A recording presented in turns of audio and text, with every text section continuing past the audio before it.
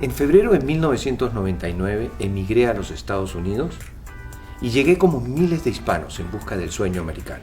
Llegué porque tuve la suerte de llegar a trabajar como vicepresidente de ventas y marketing de Canal Sur, un canal creado por un visionario emprendedor que ya en el año 1992 entendía el tremendo aporte de los hispanos y su capacidad de sacrificio en busca del éxito prometido en la tierra de libertad e igualdad.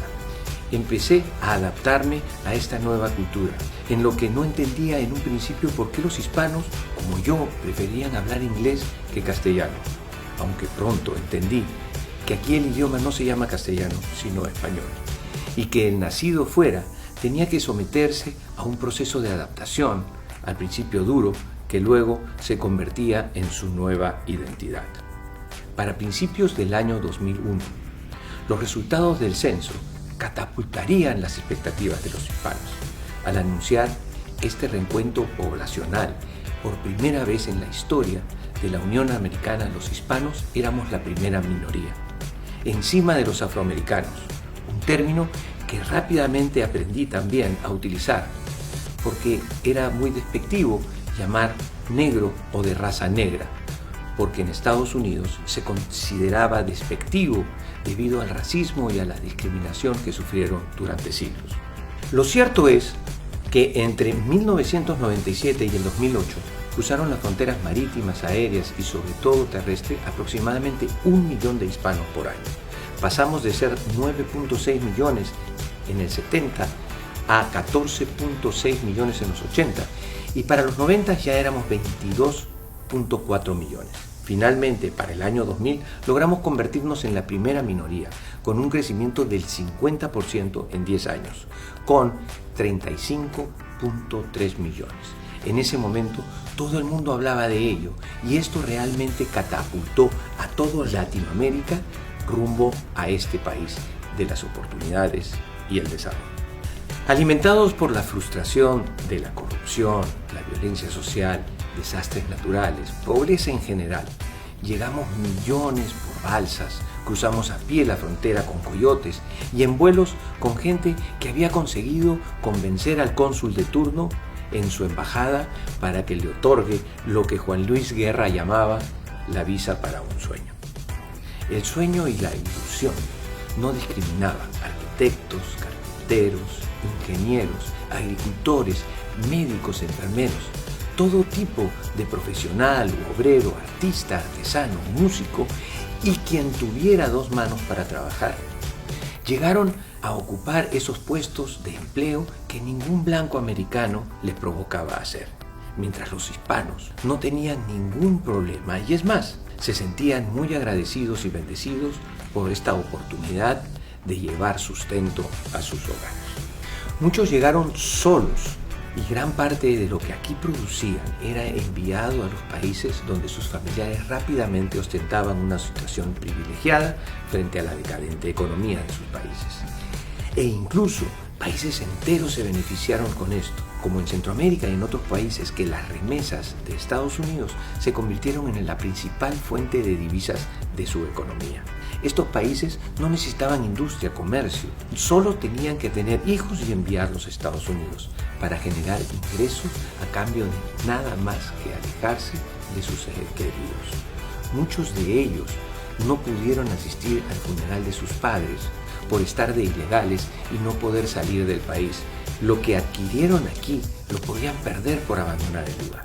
La situación migratoria se convirtió inmanejable para las autoridades, que no veían forma alguna de detener la marea humana que se venía. Para el año 2007, 15 millones de indocumentados o extranjeros ilegales se calculaba y que de esos 15 millones, 13 millones de ellos eran hispanos. Pero había algo que podía frenar la migración, esta migración descontrolada, la crisis de 2008. A fines del segundo mandato de George Bush explotó una burbuja financiera muy parecida a los años dorados, 1930, en donde la emisión de acciones de bolsa sin respaldo hizo quebrar a bancos que habían prestado dinero a gente que había comprado estas mismas acciones por especulación. Para el año 2008, la burbuja hipotecaria había sobrevaluado casas, departamentos, propiedades que no valían ni la mitad de lo que se había prestado. La gente no ganaba lo que había declarado. Una bola de nieve que reventó en la cara de Bush a solo semanas de las elecciones y que le dejó en bandeja la presidencia al primer afroamericano presidente, Barack Obama. Para ese entonces, los americanos entraron en pánico. Suicidios y depresiones invadían la nación. Las noticias eran tan alarmantes que la migración hispana se detuvo abruptamente. Y de 1 millón de emigrantes pasamos a 100.000. Y a los años posteriores alrededor de 200.000. Sin embargo, ese año el incremento de la población hispana se mantuvo en el tradicional 1.000.000. ¿Por qué? ¿Cómo podía suceder esto? Muy sencillo. Teníamos hijos. Todos los hispanos que llegaron a este país tenían en promedio 27 años, mientras que el promedio de la nación era de 37. Los hispanos estaban en edad fértil y se dedicaron a reproducirse. Y mientras que el promedio de la familia americana tenía 1.3 niños en un hogar, los hispanos teníamos un índice de fertilidad de 3.7 niños por hogar. Los hispanos llegaron a este país a hacer hijos, nuevos ciudadanos que ahora tenían rasgos más parecidos de los habitantes originarios de las praderas americanas. Pero lo mejor estaba por llegar. Al igual que durante la depresión de los 30, el trabajo de los inmigrantes europeos reflotó este país. En esta oportunidad, los hispanos eran gente muy trabajadora, que aunque en su mayoría era gente con poca educación, todos tenían un máster. Sí, una maestría en lo que más requería este país. Ellos eran máster en crisis. Habían nacido en naciones donde la violencia, la corrupción y la pobreza los habían convertido en especialistas en sobrevivir en la peor crisis. Y mientras que la economía se tambaleaba, sus ingresos crecían año a año. Su poder de compra y su capacidad de crédito se convertían en el grupo emergente en esta crisis. Miles de emprendedores empezaron no solo a trabajar muy duro, sino a generar puestos de trabajo. Entre ellos, yo me incluyo. El sueño americano dejó de ser un sueño para comenzar a ser una realidad. Y paralelamente, esa capacidad de supervivencia también lo llevó a resolver sus problemas migratorios. Muchos se casaban, otros miles llegaron a conseguir la residencia y luego la ciudadanía. En los siguientes años, el poder latino no solamente fue económico, sino también político. De un momento a otro, los políticos que hacía años querían deportar a todos, se doblegaron ante la fuerza como votantes. Para el año 2010, con 50 millones de hispanos, representábamos en ese momento 17% de la población. Muchos se aventuraron a decir que el primer presidente hispano ya había nacido y tenía entre 15 y 25 años. Un hijo de un emigrante camina por ahí, marcado con el destino de ser el primer González, Rodríguez o quizás Valderrama, que gobierne este país a todos los americanos, no importa su color, su aspecto o su condición. Para este año, el 2020, debemos estar a punto de alcanzar los 60 millones y representar el 20% de la población, aunque seremos ya la primera mayoría entre todos los menores de 17 años.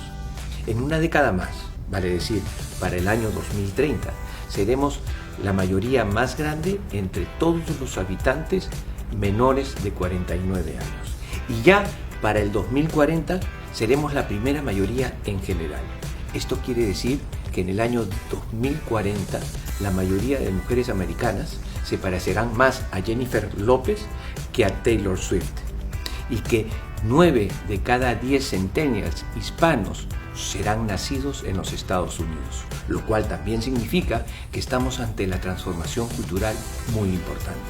Desde Ricky Martin o J-Lo hasta Pitbull o Justin Bieber con Despacito, del rap al reggaetón o el ceviche en todos los restaurantes japoneses o el risotto de quinoa en los restaurantes italianos, los tacos, los raps en cualquier sport bar o el soccer del MLS.